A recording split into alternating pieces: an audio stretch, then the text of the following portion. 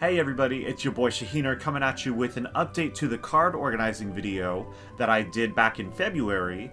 And before we get started, I want to give you a little update on how the video's been doing since then. So, it's by far the most viewed video on the channel. It's gotten over 2,000 views, which is by far my most viewed video on my channel. It's surpassed everything that I've done since then. So, thank you so much to anybody that liked it, that commented, that shared it. However you go about it, I really appreciate it. And honestly, I wasn't really planning on making that video. My friend Greg really wanted to see how I organize my cards and set up my collection, so I just did that for him.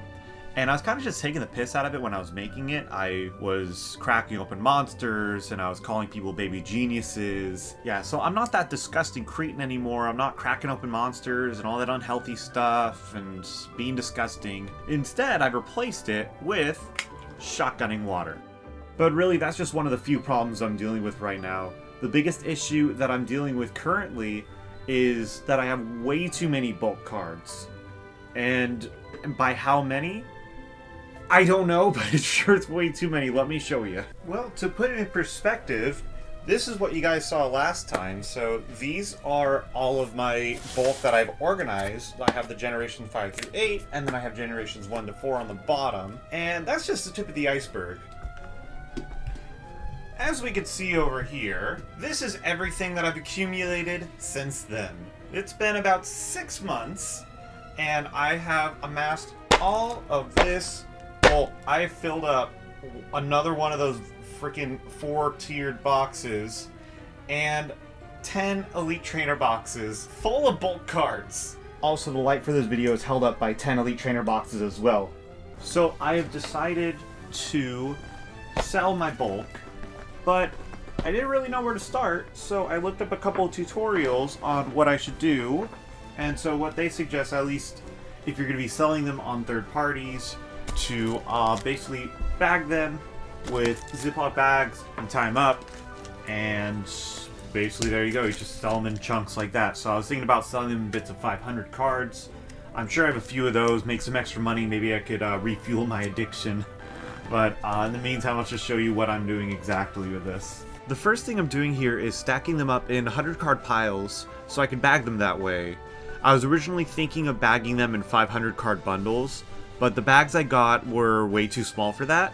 But setting them up in the 100 card piles might even prevent them from opening in transit, so it kind of works out that way. Also, when I'm stacking them for my 100 card piles, I have it as close to the 100 card stack as I can.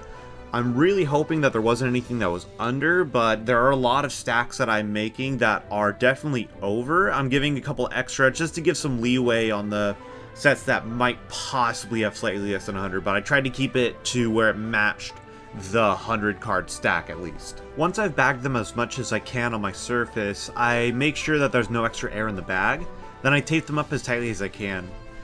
I'm really a process-oriented person, so I kind of went through the same steps of stacking, bagging, and taping them up. Honestly, the tape that I was originally using was total garbage, and it would undo itself right away from the bags.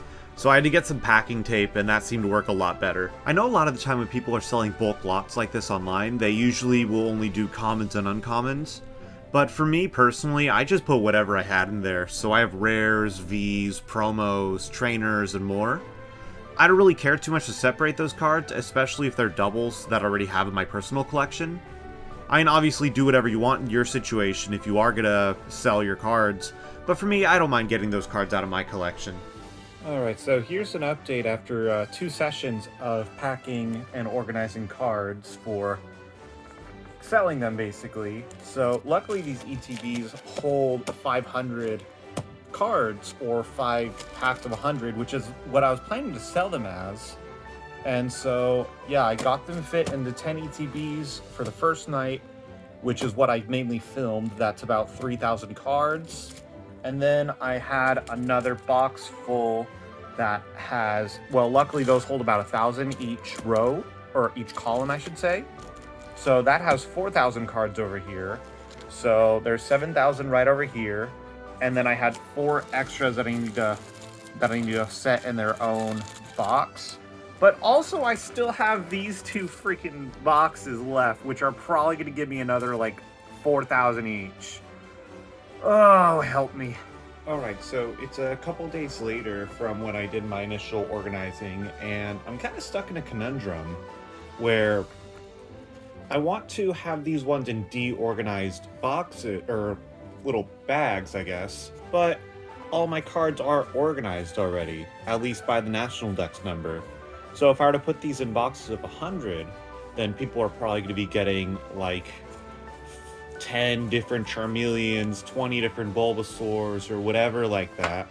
So now I'm just thinking of how am I gonna organize or deorganize all these, I should say, because everything is already just set up, you know?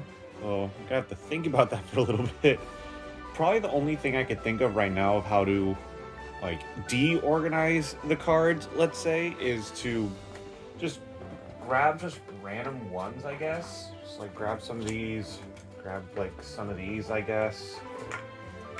And just, I don't know, throw them one by one into these just box tops, I guess, like UTB box tops.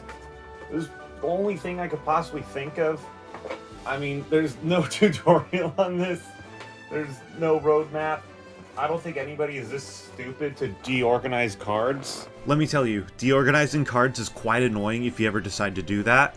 The only reason why I completely undid the work that I've done before is that I've amassed way too much bulk and it's taking up too much of my space and I'm just not using it. I just need to get it out of here. Okay, so I kind of took a break from this for a few weeks and then I got back to it. I just had a bunch of personal obligations that I had to go to, but I finally deorganized everything after much trial and error of finding the proper method, or at least the most efficient way of doing that, because obviously there's no tutorial on how to deorganize a set. So you could see all the cards I now have to just pack up so I could get ready for selling them, just getting them off my hands. Yeah, there's gonna be a lot that I'm gonna have to go through. So time for more packing. I still had a lot more packing to do, but luckily taking a break away from it gave me motivation to work on it even more and finally get it done.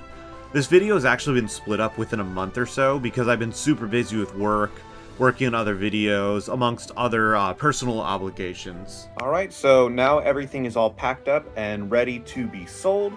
But this is the final result. So after all of my time of deorganizing, sorting, packing, what have you, this is it. Basically, each of these boxes over here have 4,000 each box, so 1,000 per column.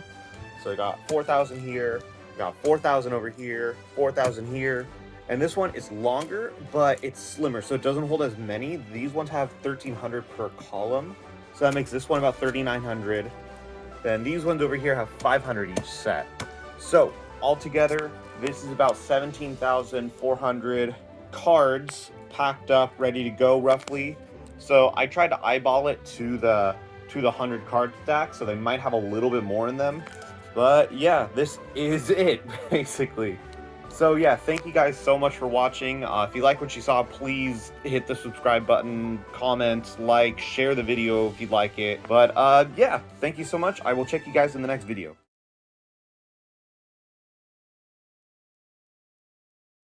3, 2, 1.